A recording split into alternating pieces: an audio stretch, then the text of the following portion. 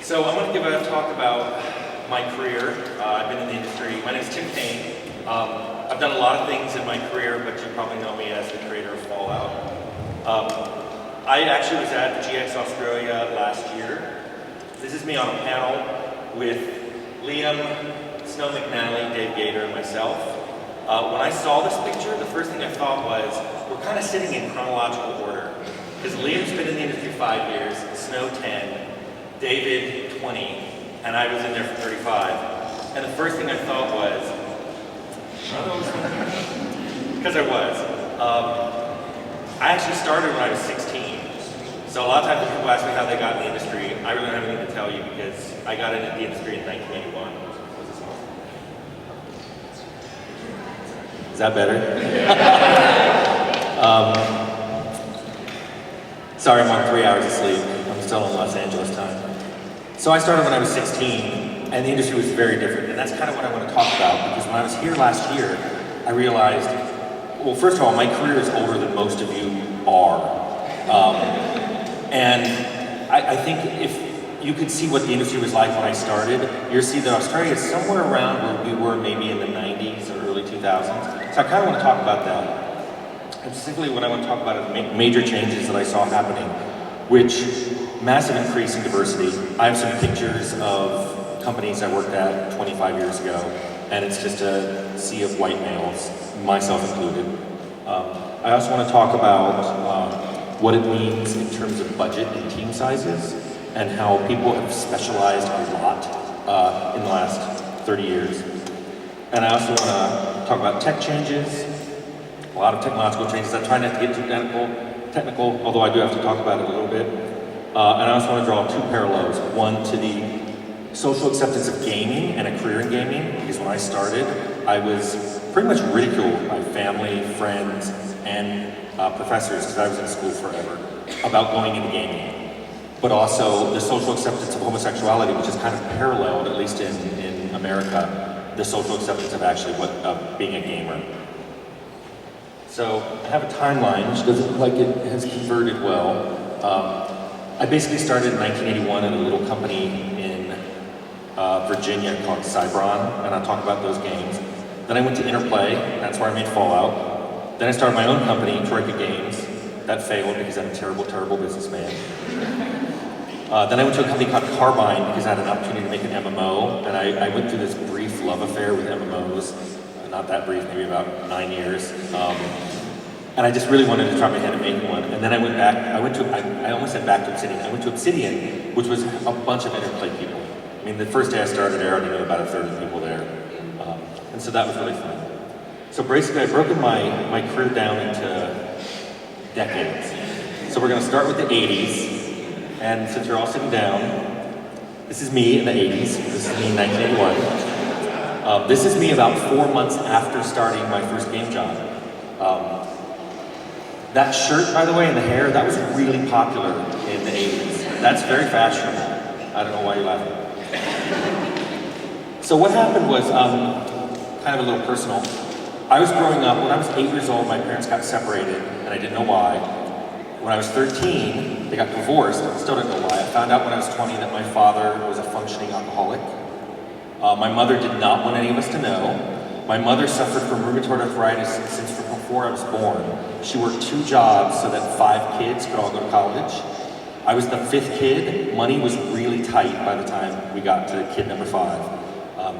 So she did something amazing when I was 13. She bought me one of these, which is an Atari 800. It cost about $800 in 1979, which was an outrageous amount of money for a single mother of 5 kids.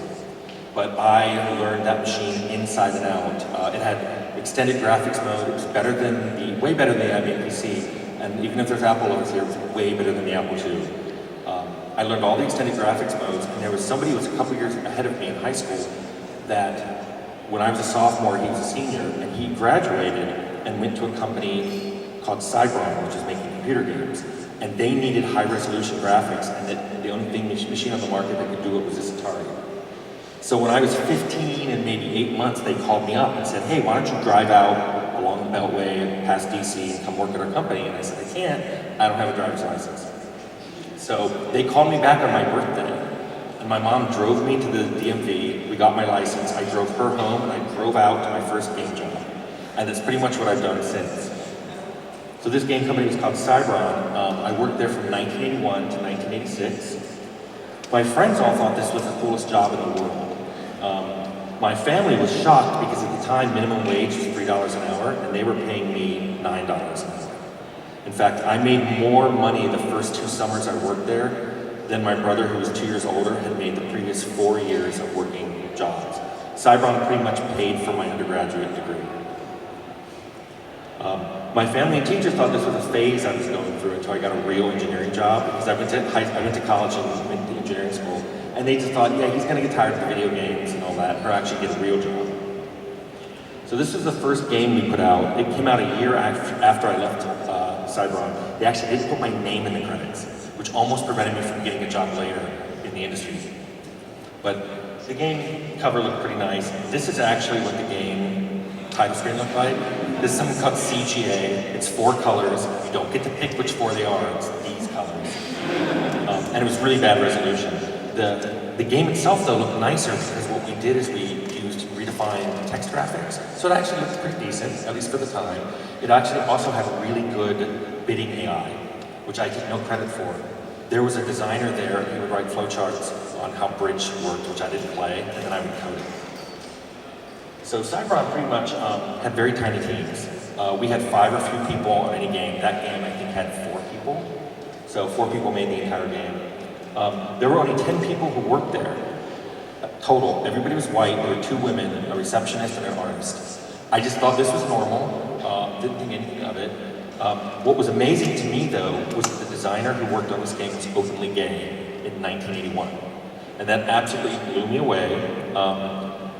I was surprised, though, that there was a really hostile reaction from our company secretary. She would say things to me like, his boyfriend's here to pick him up. Or, you know, I can't believe his boyfriend's here at the company party. And I was confused because I was like, first of all, I didn't know what was going on myself. Some people know they're gay when they're born. Other people don't have to, it hits them over the head. I was one of the people that had hit over the head. But I was like, well, you know, one of our artists, her husband comes to all these things. And she goes, well, that's different. You're understanding when you get older. So that's kind of like my very first industry experience with somebody being very hostile.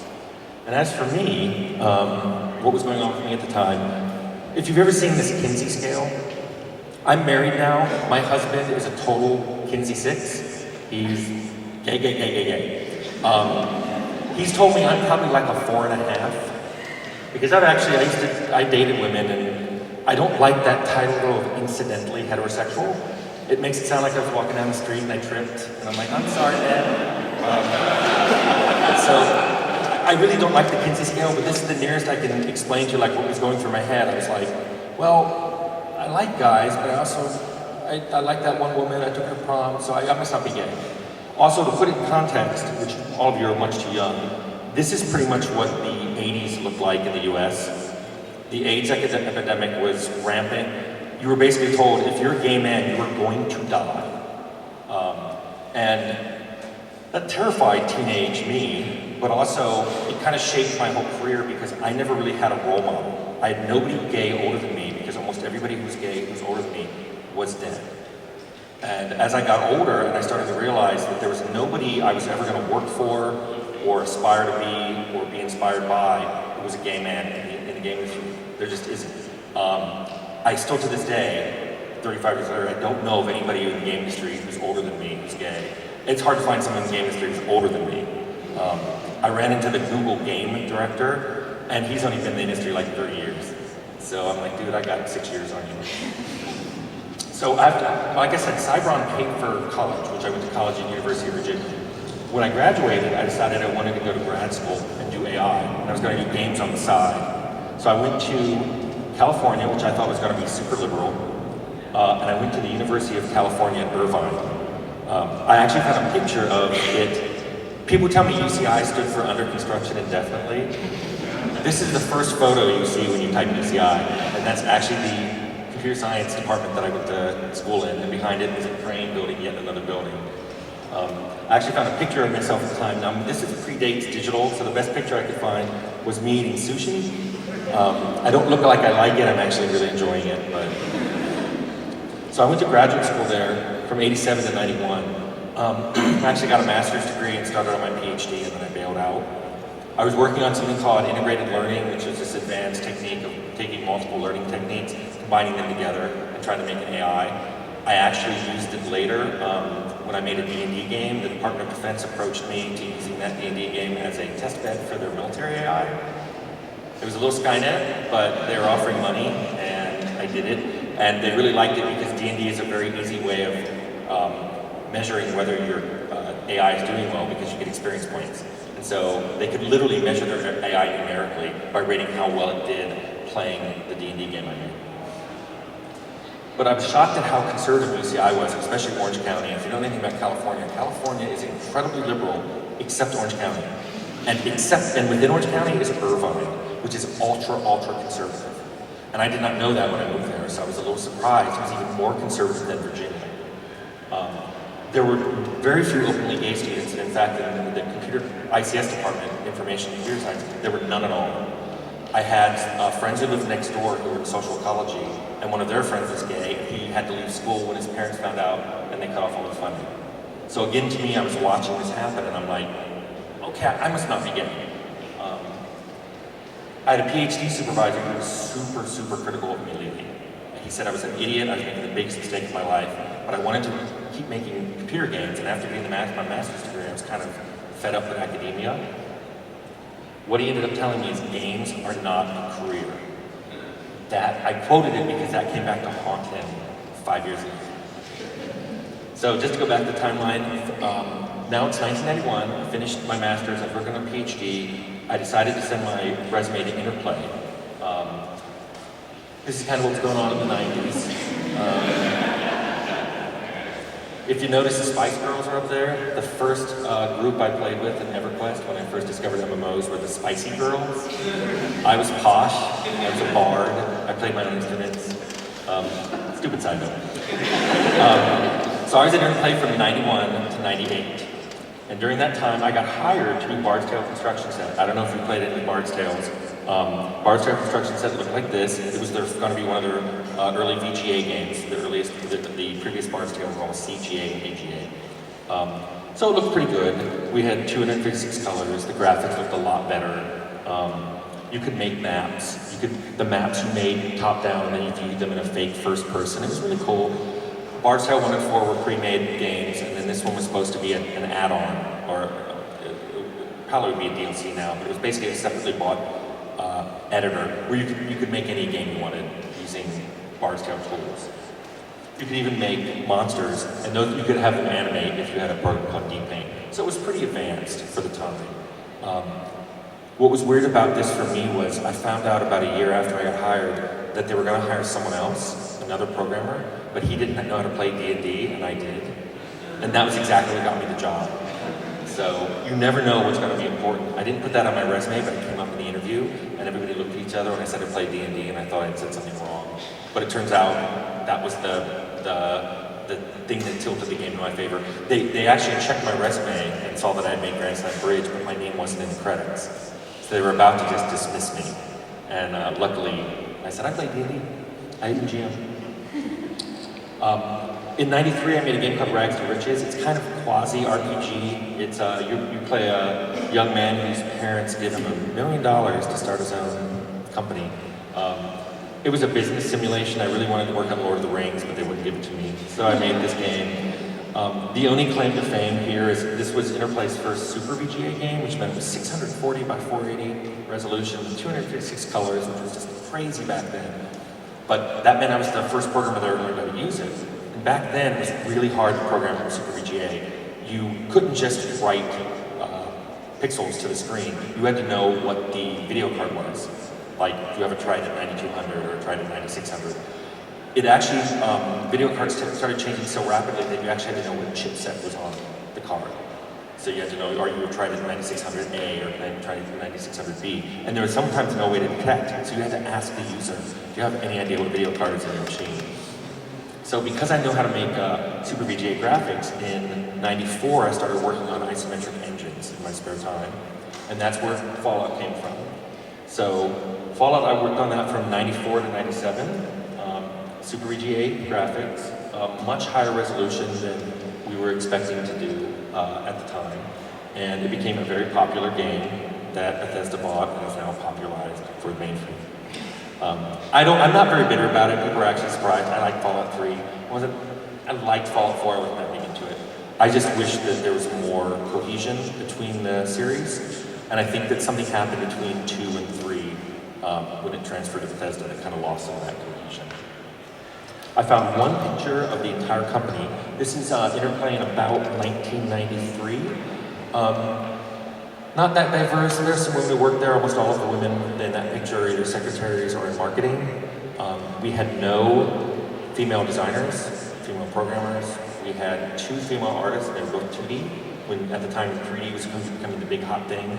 I found a picture of the programmers in 1993. I'm up there on the side. Obviously a bunch of white guys. I found out later, because I asked after I'd been there a couple of years, why there weren't any women programmers in Interplay, and the tech director said that he had never ever even received a single resume from a woman programmer. And that kind of surprised me, because there were women in the graduate student in computer science with me, but none of them went into video games. I actually called a few of them and said, would you ever think about going into video games? And they were like, no, it feels like a boys club, you work too long hours, it doesn't sound like a good fit for me. So that's begun like the long, multi-decade journey to try to encourage more women to get in the industry. So just to summarize Interplay, so I started there as a programmer, and I eventually started doing design and production. So this was still early in the industry where you could do a bunch of different hats, do a lot of things you wanted to do. Team size was still small. Most teams had 10. My project got big enough that Fallout got to have about 30 people on it, and that was considered huge at Interplay. 30 people was just ginormous. Like I mentioned, there started to be the time of dramatic tech change. New video cards are coming out about every 6 months. Resolutions jumped way up. Every year the resolution was higher than it was the year before. Color depth got deeper and deeper and deeper, which is a problem for me because I'm completely colorblind. So I became heavily dependent on artists, which factors in later of why I started Troika with 2 artists.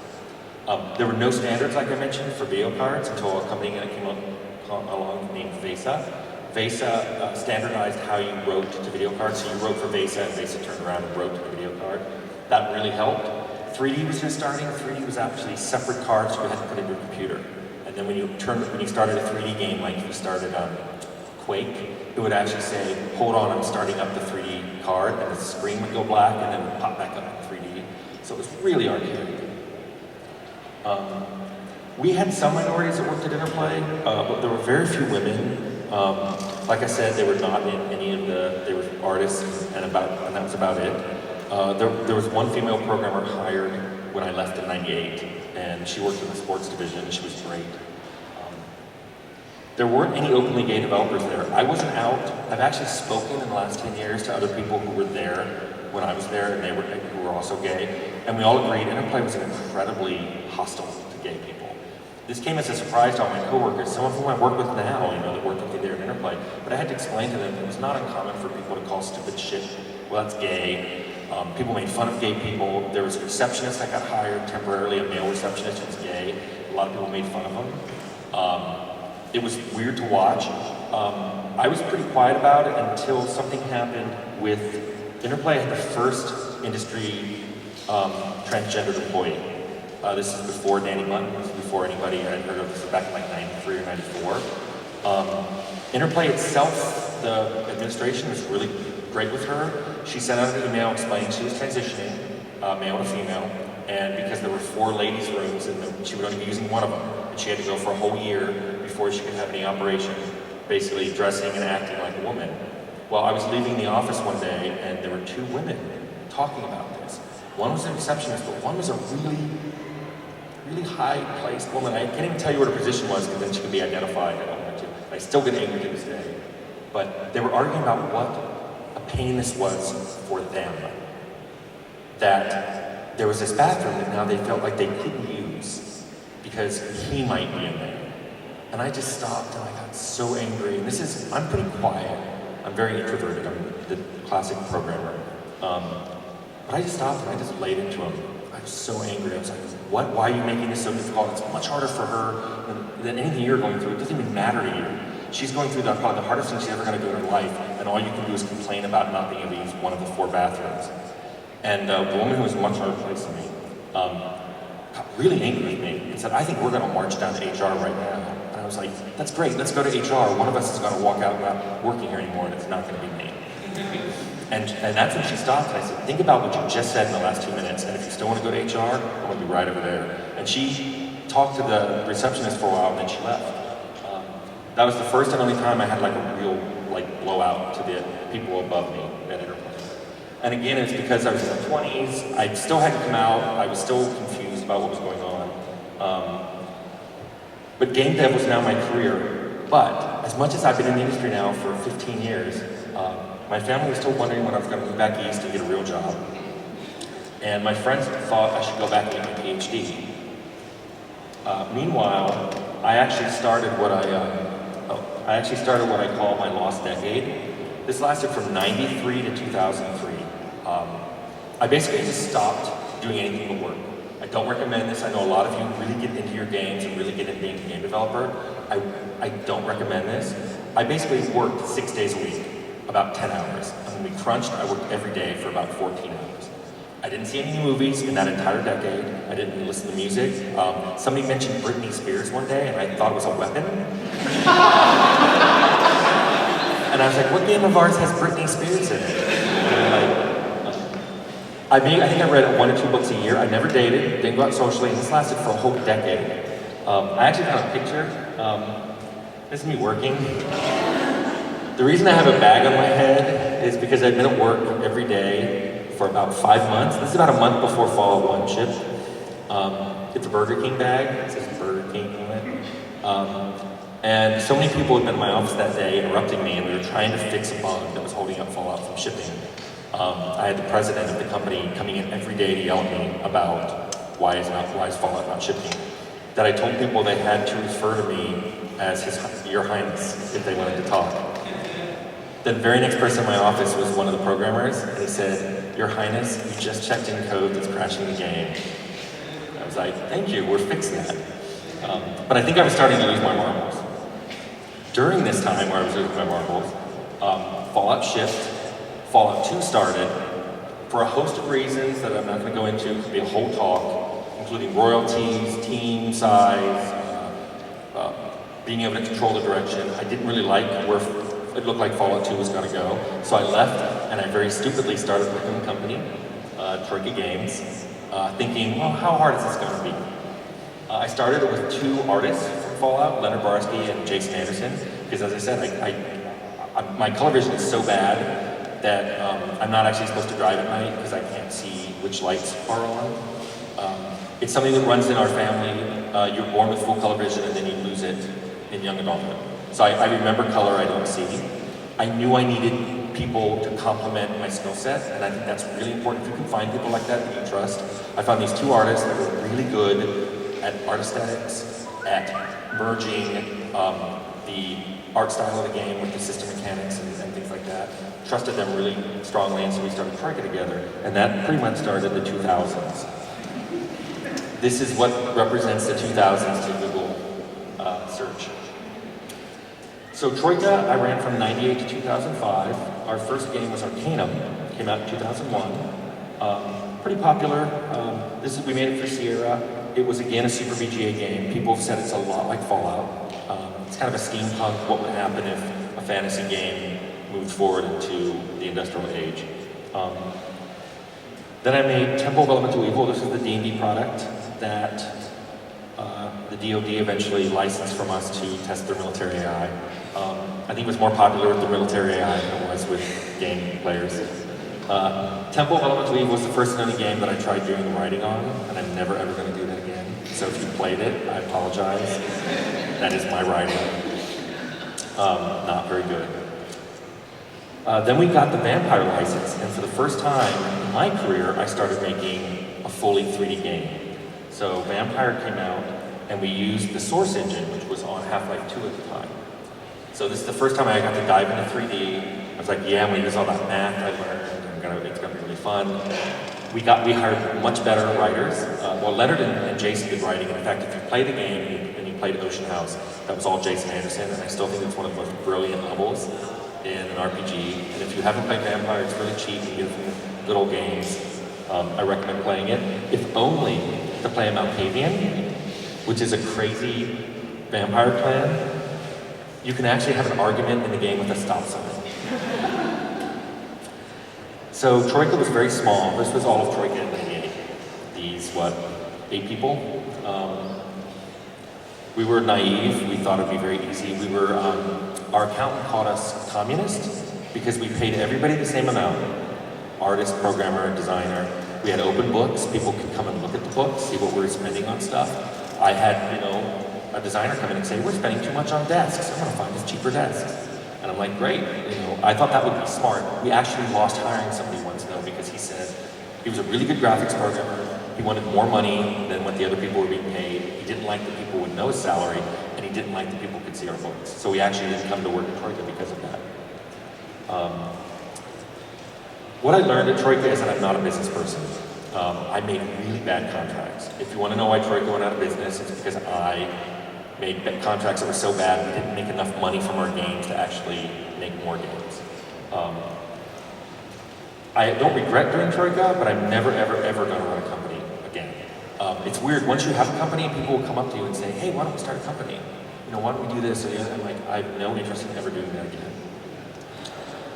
Our team, we only had 12 people that made both Arcanum and Temple, which actually I'm really proud of. People say, what are you most proud of Arcanum? I'm like, the fact that a dozen people made that game and it has an incredibly rich feature set is just amazing to me. Now, we did go up on Vampire, and that's because 3D art is a lot harder to make, so we had to really staff up on art.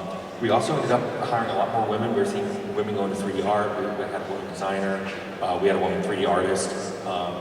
But it was hard to find women. We didn't get a lot of resumes, and we were still like less than 25% minority at Troika, which I still don't like to this day. Technology continued to progress, and those 3 games are a perfect example. Arcanum was 2D, just like Fallout. Temple was a 2D, 3D hybrid. It's hard to tell when you play, but the backgrounds are 2D, but the actual characters are 3D characters. And the reason we did that is Microsoft wasn't really supporting 2D much anymore. It was hard to optimize. So if you made the characters 3D, the animations and stuff were much more fluid, and they could be loaded in more quickly and animated using the GPU instead of the CPU. Vampire came out was full 3D, and by this point, DirectX was fully accepted. It was trivial to code for video cards. Memory was flat. If you're old enough to know when memory wasn't linear on the PC, you know what I mean. If you don't, you just never have to worry about near and far pointers ever again. So Troika, from that period, I basically was accepted by most people that I had a career. My family's like, okay, he's not going to stop doing this. My professor, who said games weren't a career, and I was making the biggest mistake of my life, called me up and asked me if I'd teach a class at UCI in game development. He was now the dean. He actually also asked me to speak at his daughter's junior high school career day on how awesome it was to be a game developer. And I laughed on the phone. He asked me to lunch. I laughed at my lunch.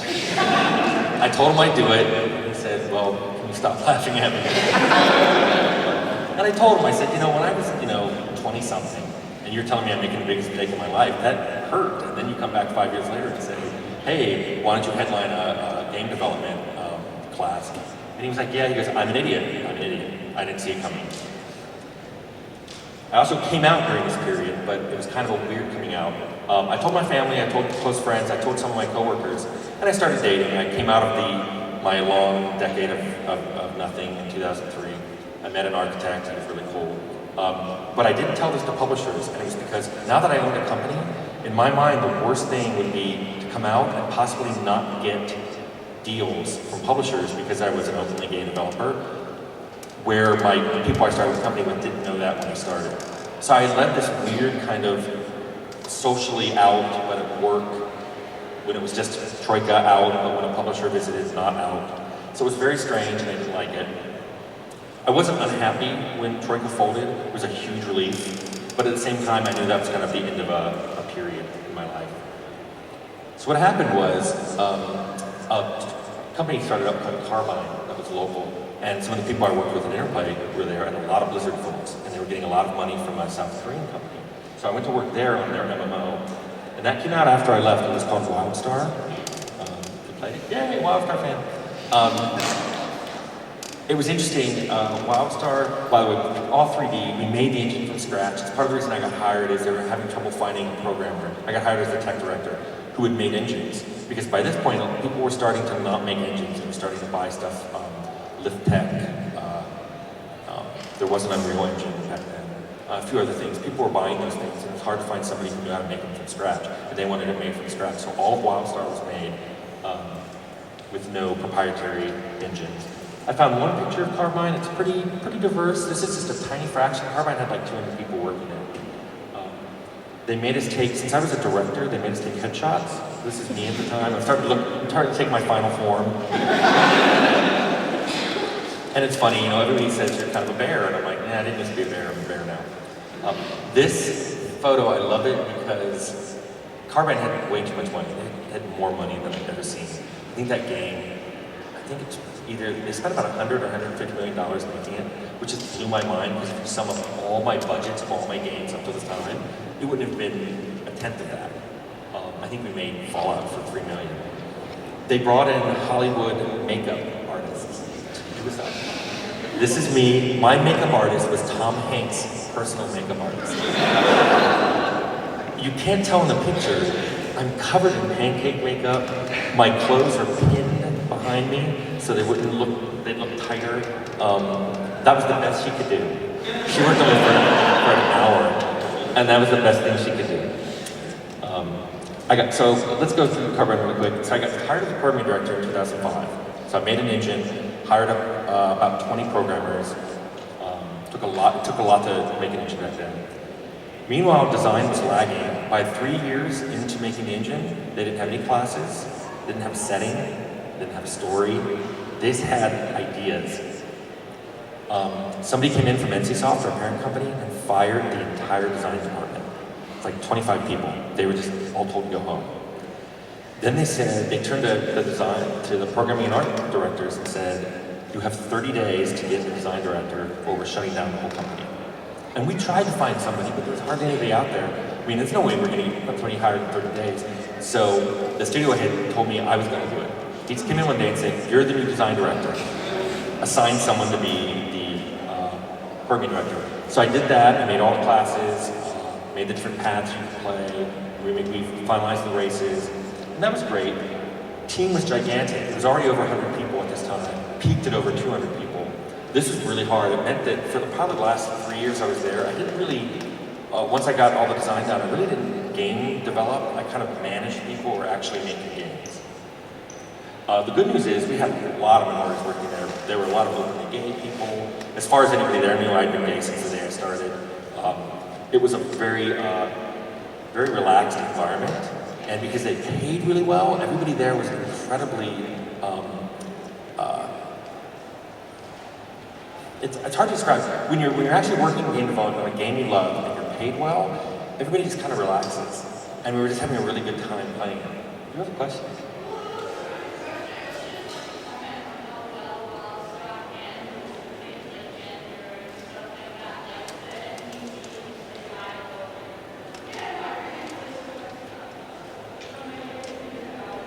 Actually, it's so echoey, it's hard for me to hear. You like the, yeah. That's better.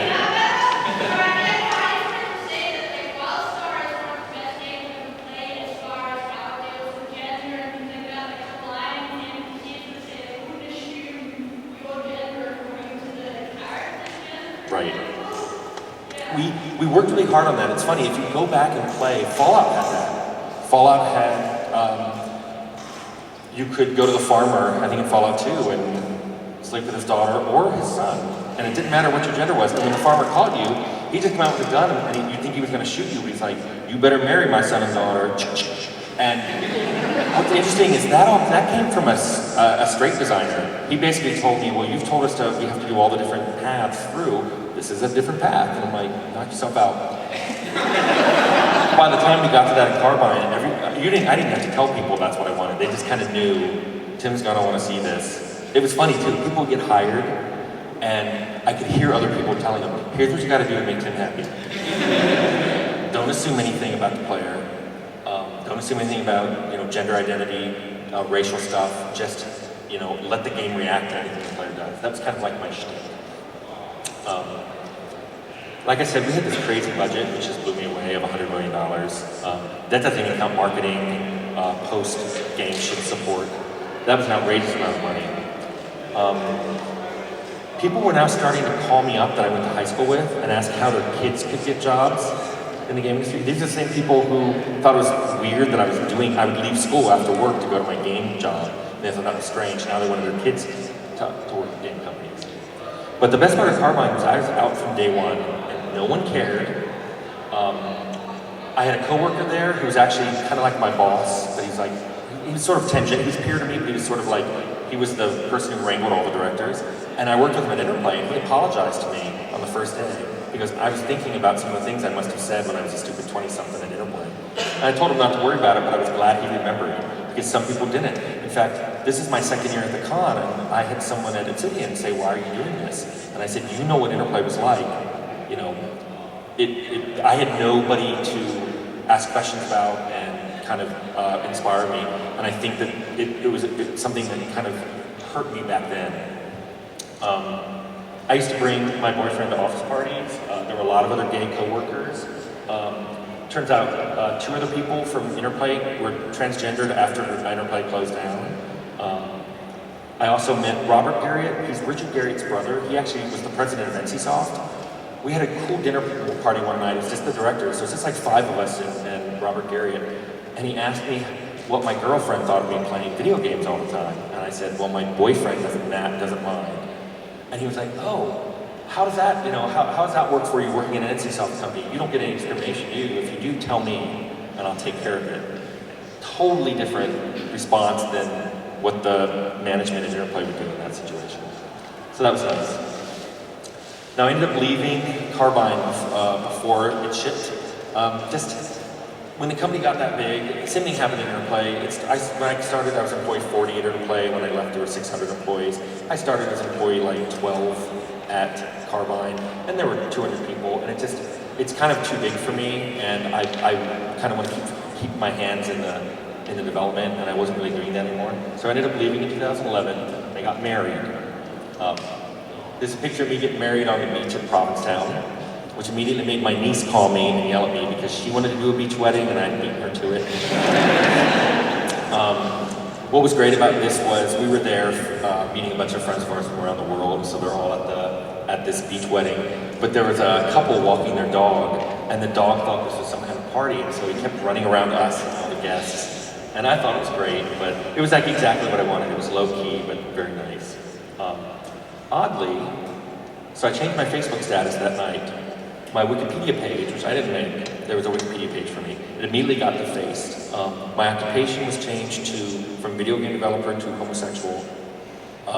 It had listed that I got voted like top 100 video game developers. They changed it to top 100 homosexual video game developers. There were whole forums discussing whether or not my games were still worth playing. I got compared to Hitler. I believe the quote was, I wouldn't read Mein Kampf, so I'm not going to play Fallout. And this is a great thing to read when you're on your honeymoon and you're reading these things, and I'm like, guess we haven't quite come as far as I thought. It was a little disappointing, but this is part of the reason I completely left social media a year ago. Everything, Facebook, Twitter, Instagram, LinkedIn, everything.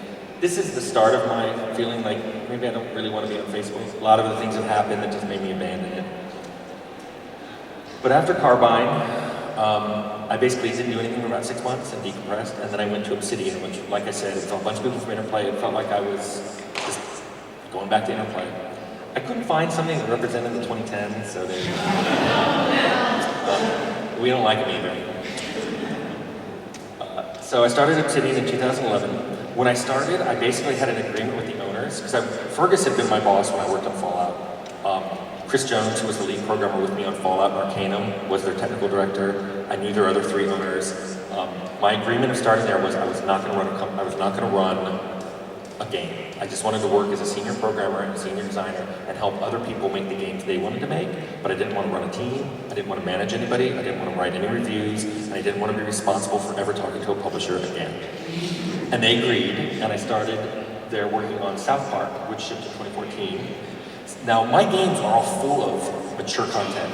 There's drugs, there's violence, there's sex, there's language.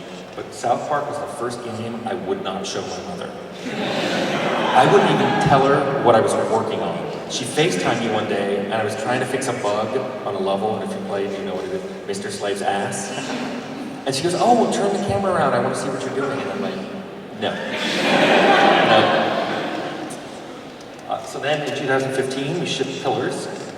This was Josh Sawyer's first game where he designed an IP from scratch, and I loved that. Basically, I've been in the position, luckily, where since I could be a designer and a programmer, I could have an idea and implement it directly into a game. And I was watching Josh have this frustration that every designer here has, where you have a great idea, but the programmer tweaks it before he puts it in, so it doesn't quite come out the way you wanted. And I told him, put me on, I'll just design whatever, I'll program whatever you want me to do. And we had a great time making Pillars. I thought it turned out really well. It was one of the biggest Kickstarter games when it went through that process. We took the engine and we made another game called Tyranny the next year, which a friend of mine, Brian Hines, who I worked at Carbine, got to be the game director on.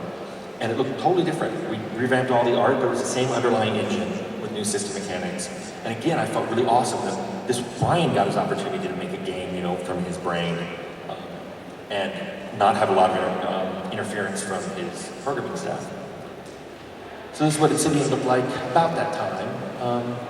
Looking better, a lot more diverse. You'd be hard-pressed finding me in there. I mean, I'm off to one side of it, in the middle to the left.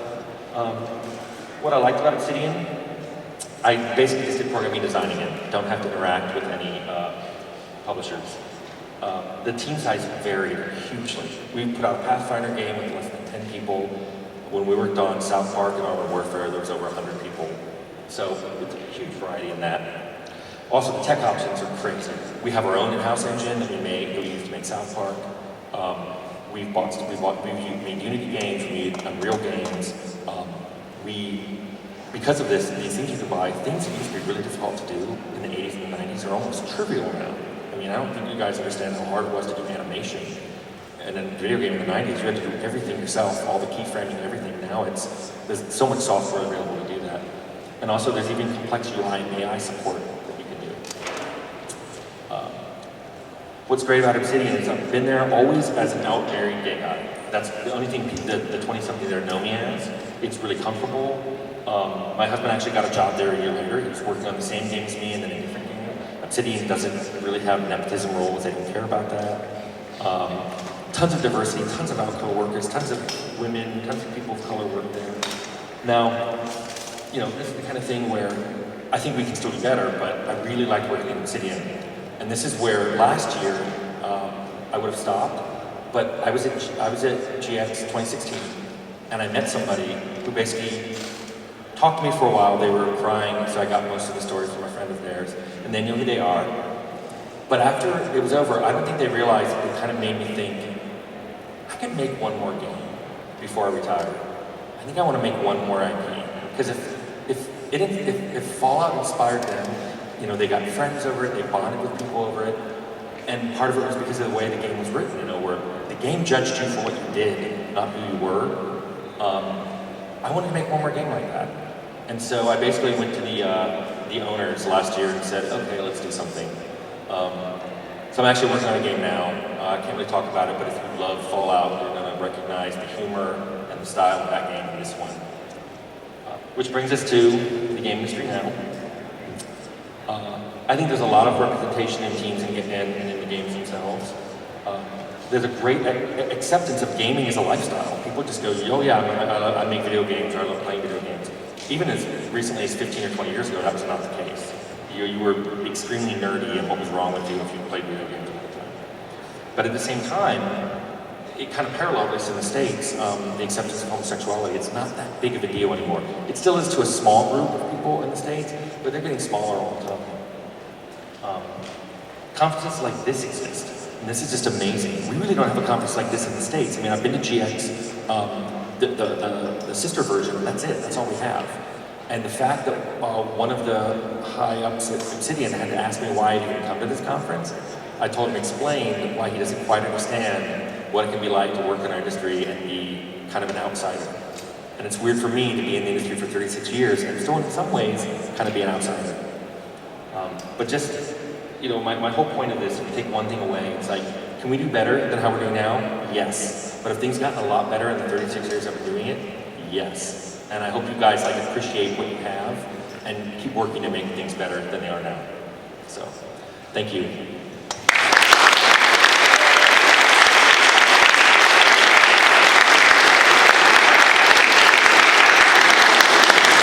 I may have some time to take a few questions, but I'm also going to do a meet and greet tomorrow at 11. So if you have questions for that, great. But if you have questions for now, I can take some. I think somebody will have a mic if you want to ask anything.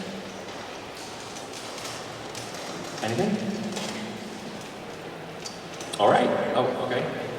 I'll just yell out to you. Basically, the Troika games, the 3 games. Sorry. Basically, the Troika games and your underlying philosophy in the logo with design art code inspired me to get into the games industry. However long ago, I've since burnt out, but I still love the idea and getting your passions developed and created. And I just totally didn't even realize it would be today, and I just want to say thank you. This has really made my day. And if you have time later, I'd like to grab a selfie. Actually, there's a funny story for Troika. We turned it into meaning for programming, code, and design. But Troika is what Fergus referred to me and Leonard and Jason as at Interplay. Because if I ever went to a meeting where we're talking about like the box cover or art that was going in the game or was going in advertisement, because of my color blindness had gotten so bad, I'd bring one or both of them along with me. So even though they weren't supposed to be in a meeting, it was supposed to be like producer level and above, Fergus would be like, oh, I see the Troika's here. And I love that name so much that we ended up just naming the company that, but we really wanted to stress that we wanted to make games where we didn't overemphasize any one of those. Like you play games that are beautiful, but they're not very fun, or you know, we probably should stress the programming more because Troika games were a little buggy, but and I take all credit for that. But we just really like the name, and I had someone ask me last week. I was at Reboot in Croatia. They asked who on the team was Russian. They said, who in the team was Russian because you have a Russian name? I'm like, nobody. We just like the name. It's awesome, thank you. All right, thank you.